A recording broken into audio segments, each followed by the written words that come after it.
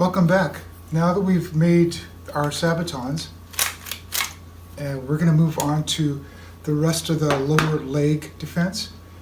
Here's a sample I made years ago. This is a little too complicated. This one here has got a lot of extra pieces around the ankle. Give it extra flexibility. We're going to try to make a simpler version of this. Normally greaves would be made with like one piece back and a one piece front.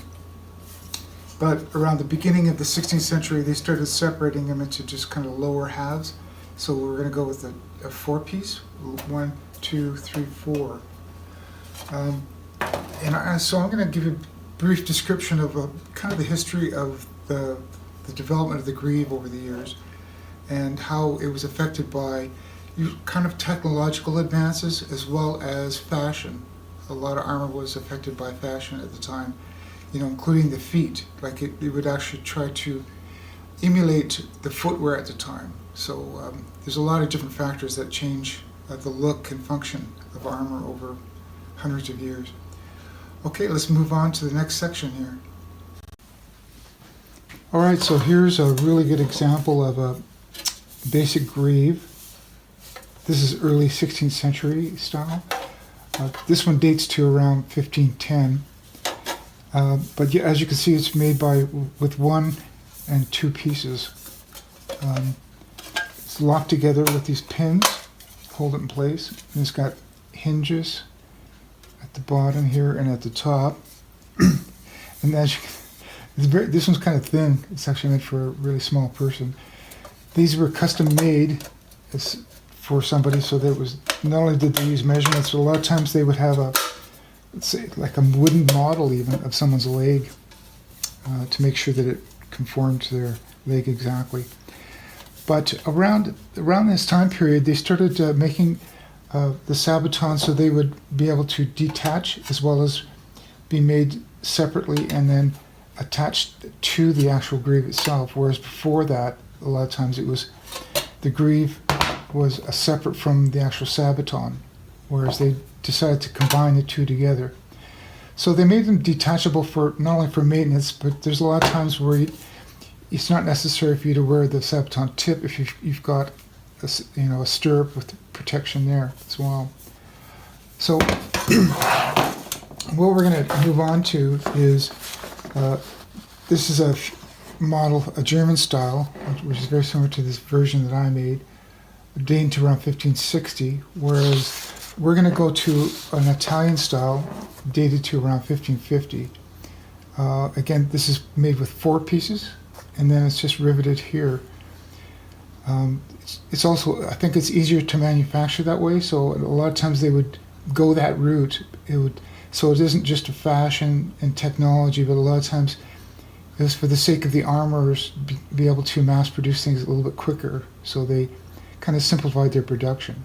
So this is the version we're going to be tackling. So that's what we're going to start next. Okay, as usual, we got to draw out the patterns onto our metal and cut the pieces out. So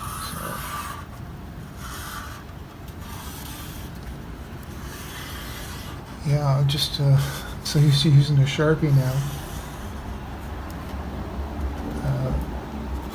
It's my go-to. I think I'll just kind of make a mark right here where this is supposed to crease. Hopefully it'll be correct.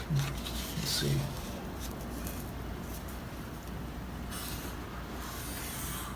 And then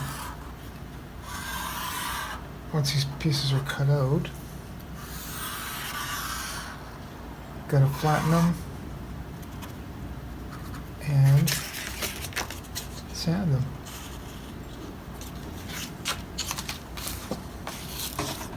Hey, that worked out.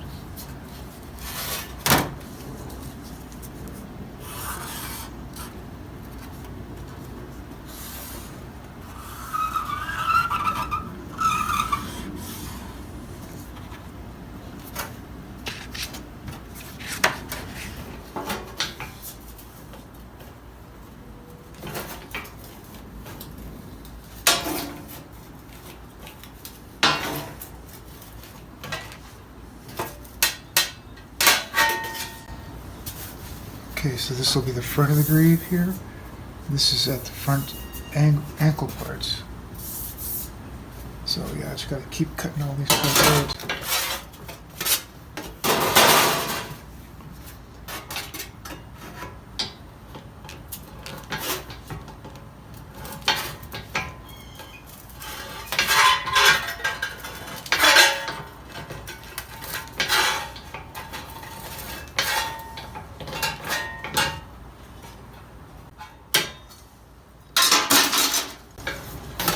Try to use up smaller pieces when I can, but if not, they just get recycled.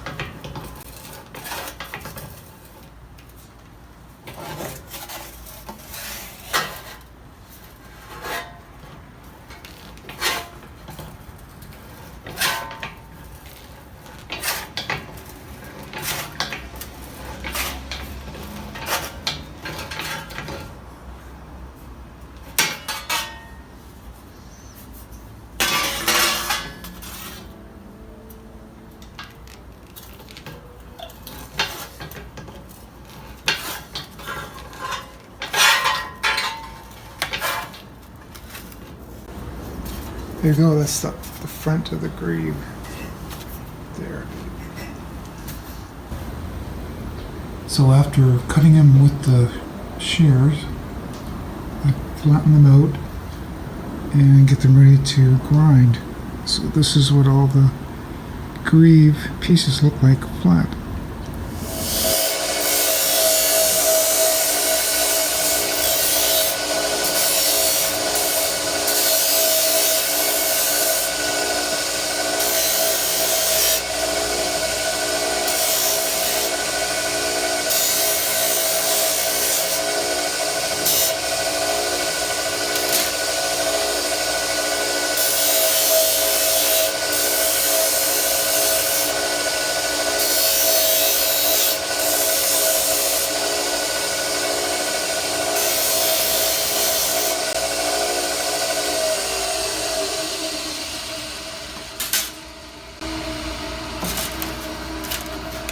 Okay, now that all the pieces are sanded, it's time to go shape them. Next stage. Okay, so what we're going to do is start with the greave backs. How I'm going to do this is I'm just going to be using a kind of a shallow divot in the wood, and I'm going to start from the outside and kind of work my way around to the center. And because I want to make them both the same, it's like I got to do one and then do the other as I go back and forth.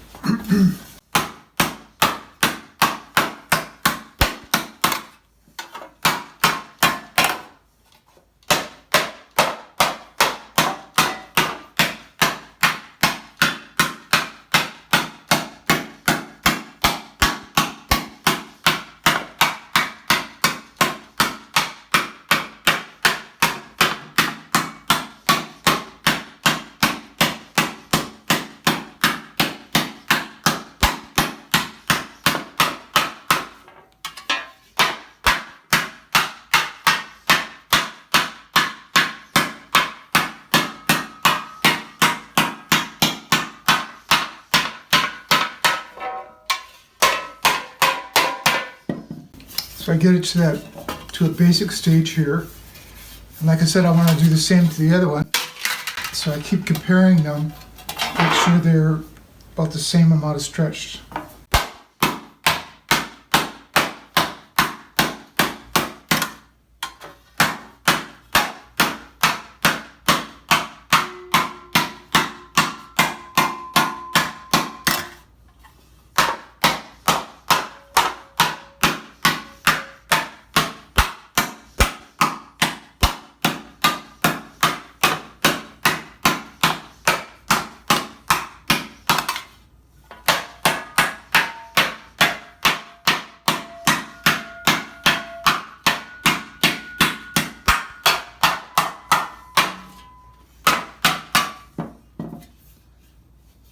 Yeah, so I want to make sure they look about the same. And I start again. Now this time I go to the deeper dish here. And I pretty much do the same thing.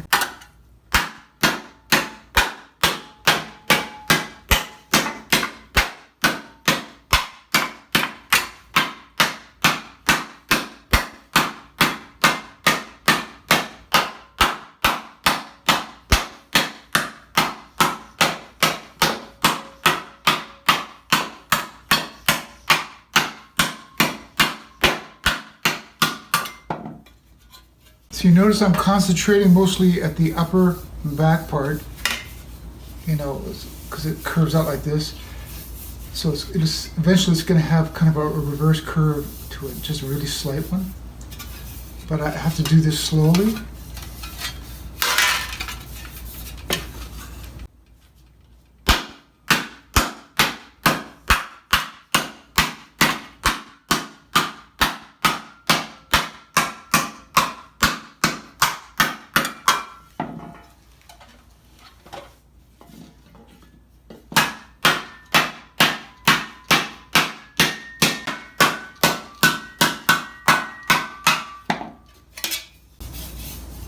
Okay, so from here, I'm going to bend them over a pipe to just start curving them this way. So I'll do that part now. Okay, I'm going to start giving them their basic sort of curved shape. So I do it over this bar here. Again, I don't want to use a hammer that's going to give me scars on the metal. So I'm just using this rubber mallet.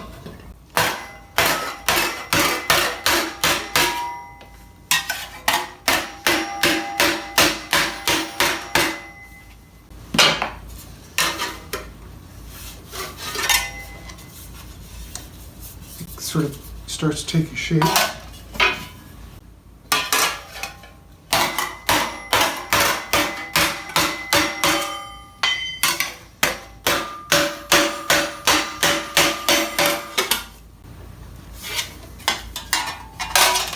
Then I go back to more stretching. All right, so now we progressively stretch it out more and more, but we don't want to go all the way around to the outside edges. We just want to concentrate on the upper part right here. So again, I have a progression of depths of these little divots in the wood to help stretch it into like little wood bowls. So I'm going to work on this upper part right here.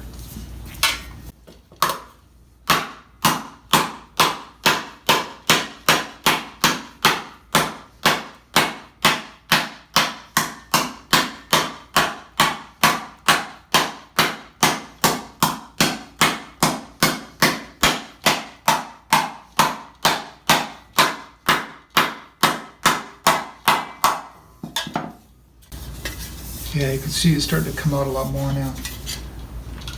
I don't want to lose too much of my shape. And then these wrinkles, will take those out on the planishing anvil.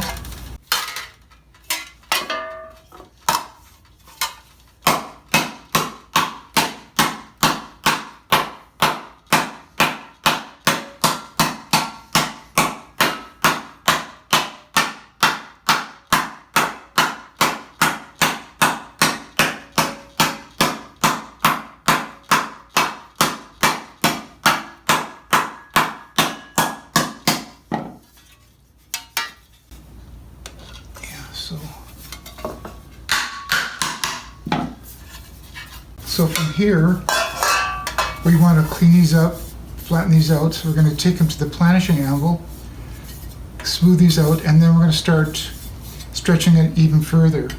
We have to do it in stages like this. So, as I told you before, this is my planishing anvil. So it has a really smooth surface. The smoother the better, because so we do all the cleanup work, and so we don't want to transfer any of these scars onto the metal here. So we basically just concentrate on the wrinkles and the steel. Basically just hammer them flat as we can. So.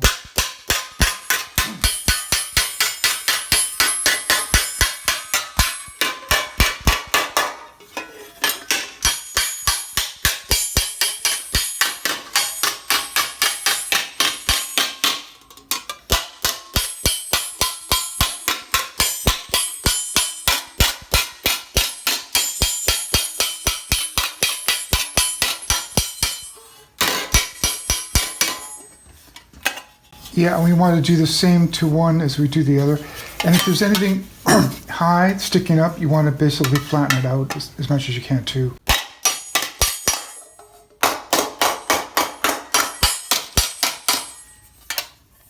Yeah, you can see it's just starting to take shape here.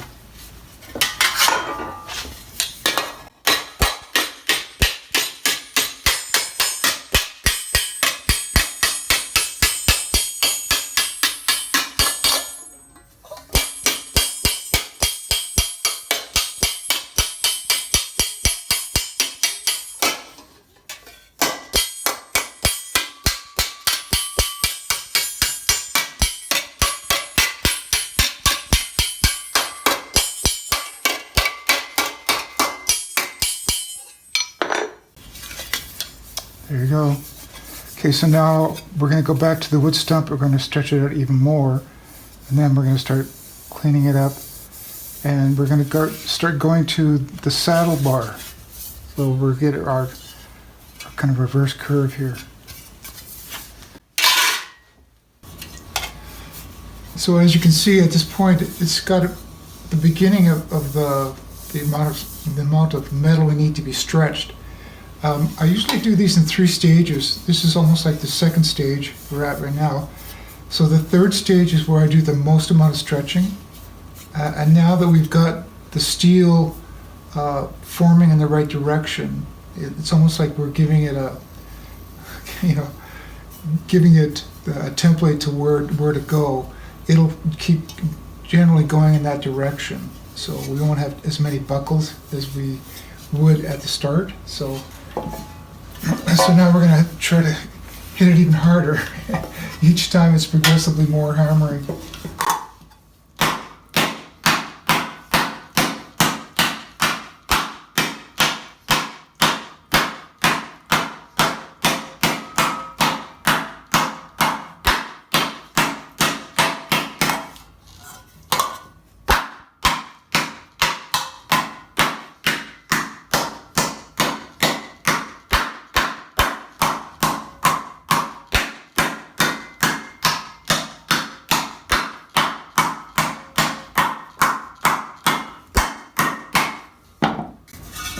So yeah, as you can see, that's probably the right amount of stretch now. Now it's about us kind of reshaping it. So we might have to bring it out a little bit more, but this is about what I call third stage stretching. So.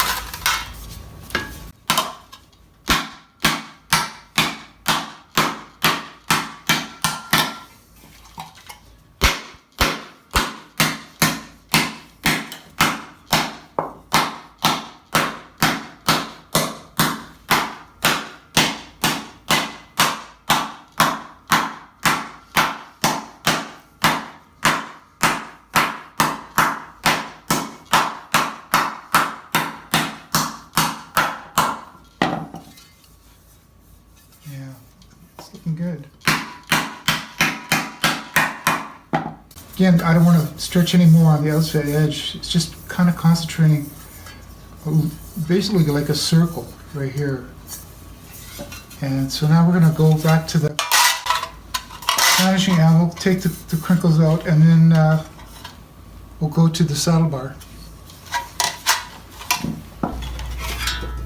Okay, again, we're going to try to get these crinkles out of here.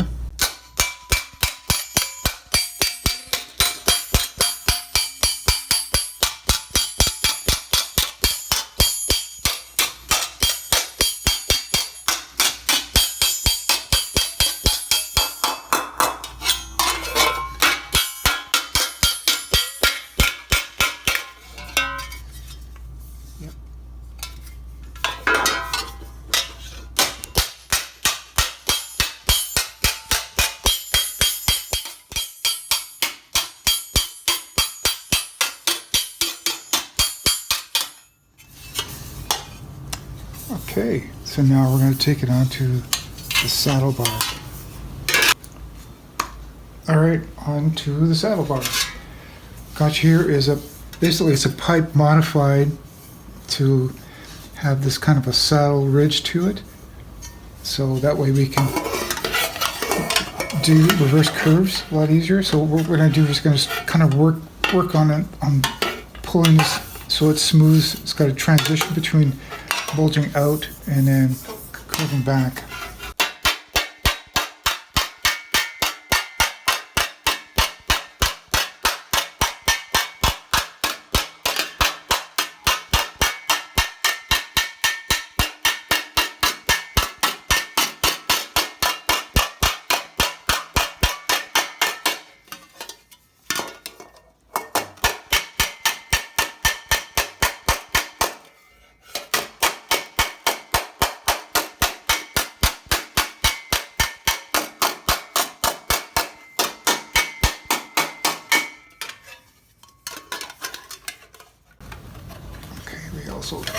We can kind of use it for also kind of stretching it inside a bit too.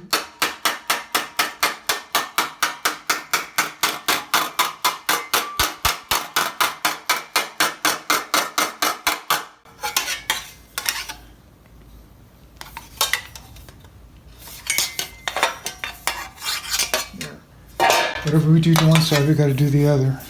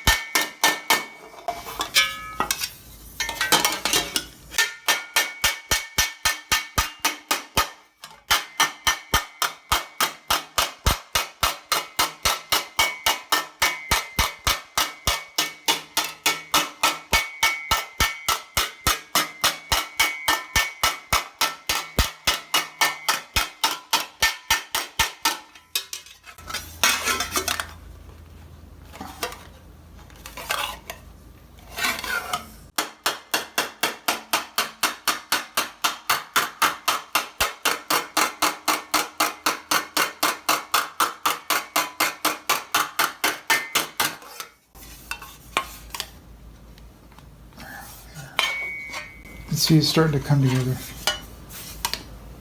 Then we're going to go back to the wood again, start to stretching it softer out here, and do some final stretching on the inside here. So we're going to do some final stretching here, mostly in this part here. We got to try to even them out as best we can too. So that's what we're going to concentrate on.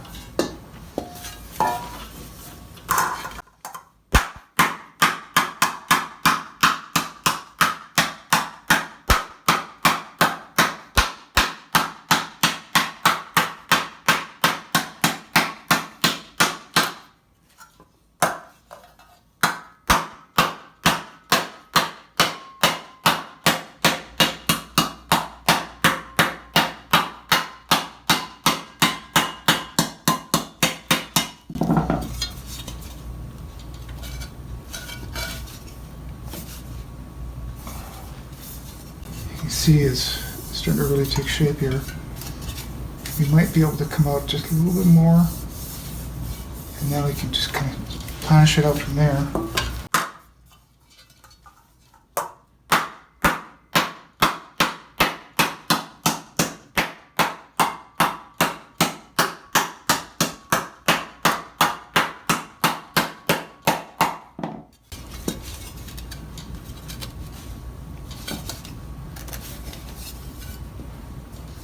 Yeah, that's probably enough. So we've got to do the same to the other one.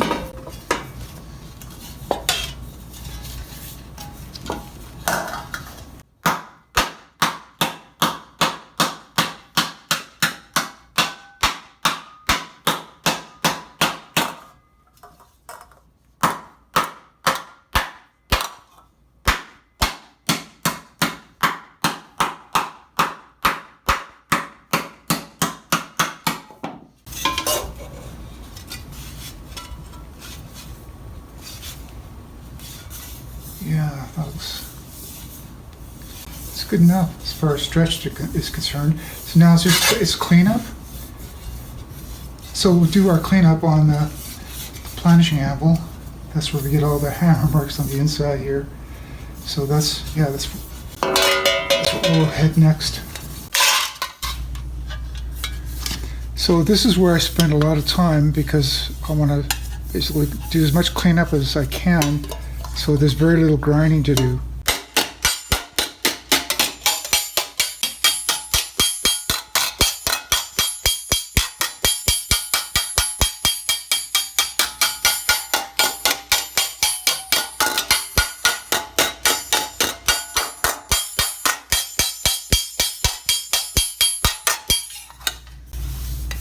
Yeah, you can get it really pretty smooth. Again, it's like anything else, you spend a lot of time with it, you can make it look really, really nice.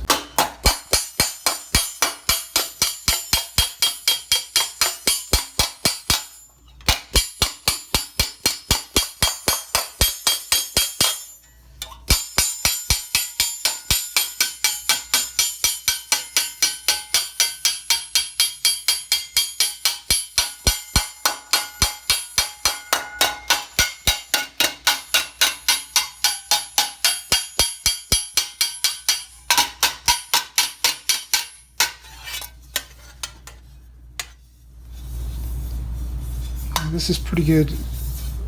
At this stage we could take it to the saddle bar and do a planishing on it as well there. So, but as usual, I gotta make sure they both match.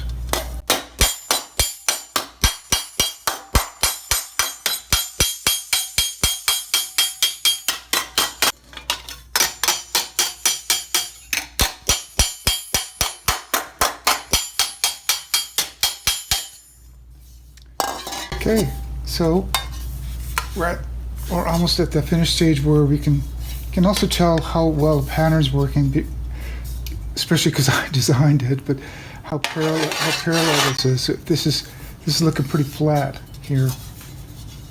So, yep, we're at a good stage. Okay, back to the saddle bar here. I'm going to try to planish out all these little divots in this curve here, right here. We're going to try to clean that up.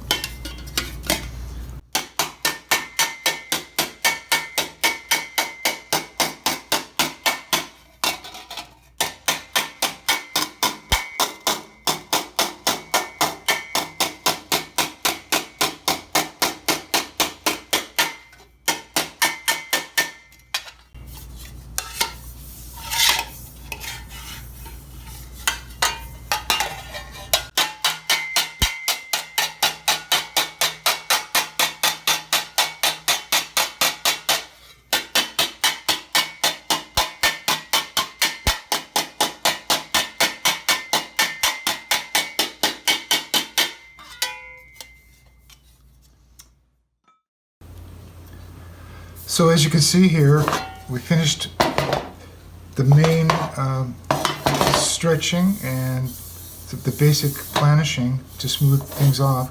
And I'm trying to make these both really close to each other here. But as you can also see, they've kind of start to level off here as far as my pattern is concerned.